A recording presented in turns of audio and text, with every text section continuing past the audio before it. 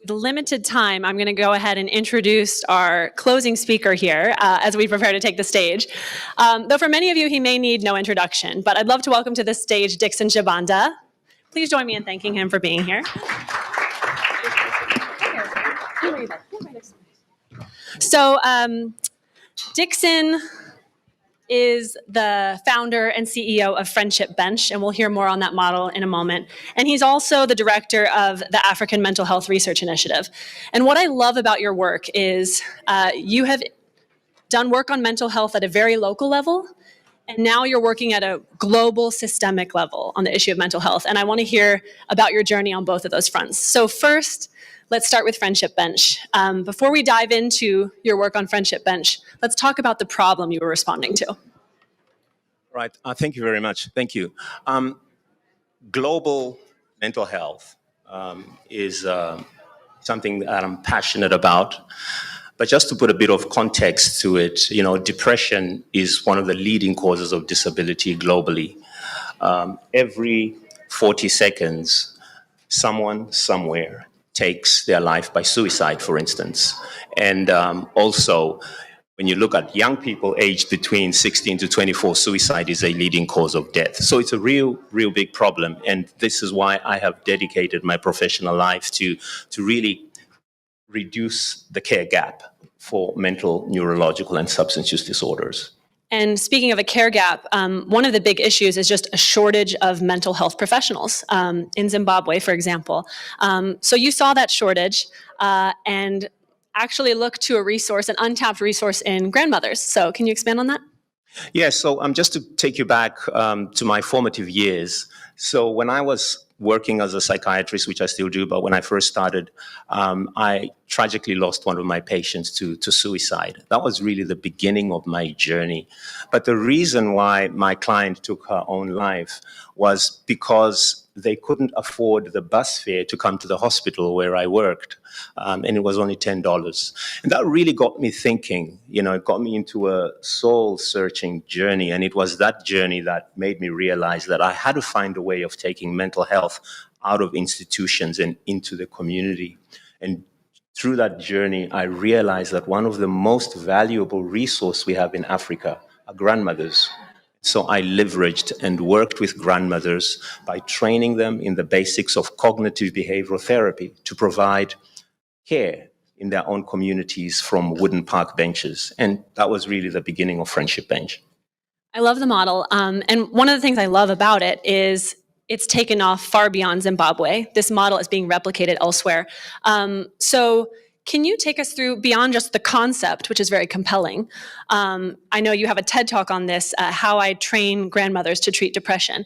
It's an amazing concept, but what is the actual approach? How do you scale that? How do you make it work? And how are others taking that approach and applying it in other contexts? Great. So our model is really very simple. So what we do, in essence, is we train trainers in communities in the basics of cognitive behavioral therapy. Those trainers then go on to train community grandmothers.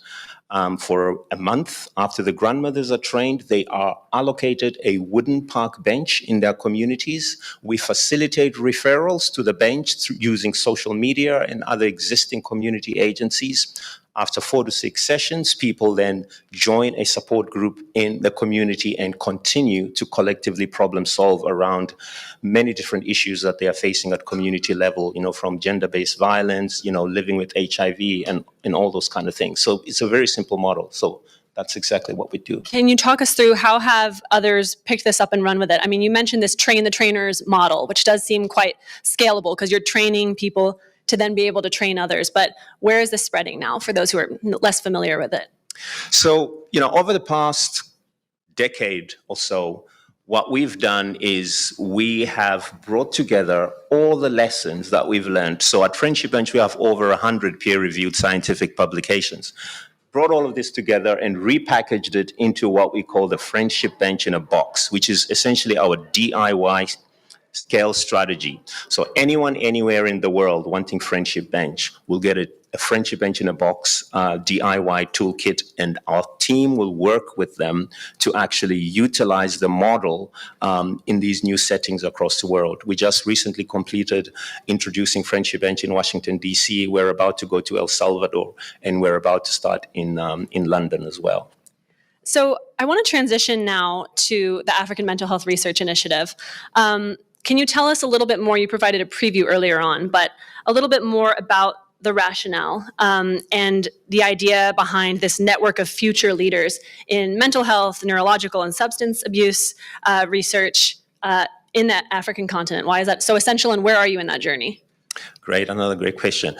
So the African Mental Health Research Initiative, abbreviated as AMARI, focuses on building capacity of the next generation of researchers on the continent of Africa. The realization being that, Africa has these isolated pockets of excellence. Now, through the AMARI initiative, what we do is bring together these different pockets of excellence to produce a more structured way of building capacity. We then nest these PhD or postdocs into different programs across Africa where they can work with organizations to build their capacity, to generate evidence, which then informs policy, informs communities on how they can actually grow and make a difference towards, cutting that care gap that exists in Africa. And what are the big challenges you're coming up against as whether it's Friendship Bench and scaling that model, though it sounds like that's going well. You have this, people can kind of pick up this model and run with it. But when it comes to what you're doing at the African Mental Health Research Initiative, are you bumping up against problems of funding or what are the big challenges you're facing? Yeah, funding is always an issue, I think, in a lot of organizations. But I think one of the other challenges that we face is just really building that critical mass, because what Africa really needs today is a critical mass of experts, and we can only do that by bringing together these isolated pockets of excellence. If you think of Africa from Cape to Cairo, there's numerous innovations, but what we're failing to do, at least in the mental health space, is bring all of that together for impact. So that is our challenge. And through the African Mental Health Research Initiative, we're hoping to really build consensus around how best to actually bring these isolated pockets of excellence for impact, for greater impact. So perhaps one effort that gets at this, and it's a more recent development, is your work with the Coalition for Scaling Mental Health. So this was just launched last month. Tell us a little bit more about that. And earlier you mentioned evidence being so key to what Friendship Bench is doing. How is part of the rationale for the coalition around measuring impact in mental health?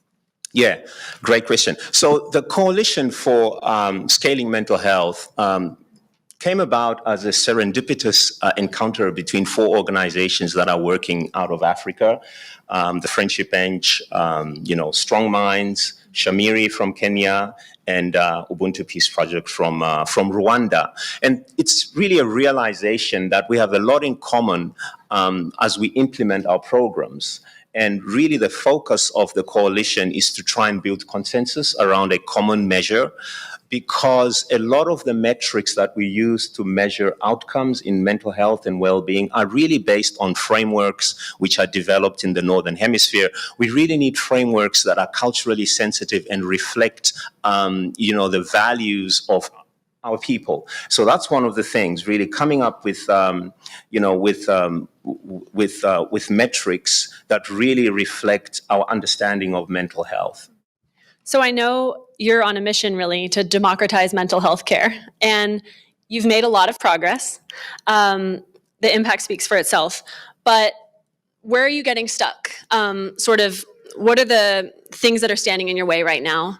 And what's your vision moving forward for where this could go and how we can better address mental health globally in the future? So I think one of the greatest obstacles that we face, probably not only in mental health, but in global health in general, are the frameworks that we use to understand or to navigate the space. A lot of these frameworks are based on knowledge generated predominantly from the Northern Hemisphere, from institutions based in the North. And what we really need, what is really lacking, is the presence of not only the voices, but the presence of that critical knowledge that emanates from our part of the world, knowledge that reflects our culture, because science without that component of culture can be meaningless. And this is why in a lot of Asian and African countries, some of the words we use in mental health or psychiatry just don't resonate with folks. In my country, we don't use the word depression. It doesn't exist. We use a word called kufungisisa, which literally means thinking too much, and in a lot of other countries, they navigate mental health using different cultural terms. So that is a barrier. So we need frameworks that are rooted in our culture, across the world. Absolutely. As we near the end of our time, and I know you are in high demand and have to run off to another event after this, but you shared a story of the patient who helped inspire you to start Friendship Bench. I wonder if you can share a story for us of the impact of Friendship Bench. So, again, we understand the concept, we understand the model, but what are the results you're seeing? So I'll just focus on Zimbabwe because of time. Last year alone in Zimbabwe, over 200,000 people sat on a wooden park bench to get therapy from a trained community grandmother. I started off with 14 grandmothers. We now have close to 3,000 grandmothers who are delivering evidence-based mental health across the country. And we have a number of randomized clinical trials to actually show that it works. Ordinary folks in communities can make a difference. I love that. We heard earlier today, Naveen Rao from the Rockefeller Foundation was mentioning the importance of low-tech health innovation as well. And while there's so much excitement about what tech can do, I love that this is just people helping people. So as we close, any final message for this audience? I really feel like there's growing awareness of mental health as an important item on the global health agenda, and yet it's probably not getting all the attention it should. That's probably what brings you here to WHA. So what's just one message you want to leave our audience with? Each one of us can contribute towards making a difference. The key ingredient towards reaching out to people who are struggling emotionally or facing psychological challenges is expressed empathy. Expressed empathy is the ability to make people feel respected and understood, and every one of us inherently has that. That's the entry point. You don't have to be trained to be a psychiatrist. Focus on expressed empathy, and you can begin to change yourself and your community. That's the take-home message. I love that. Well, Dixon, thank you so much for sharing your story with us, and best of luck here at WHA. Please join me in thanking Dixon. Thank you.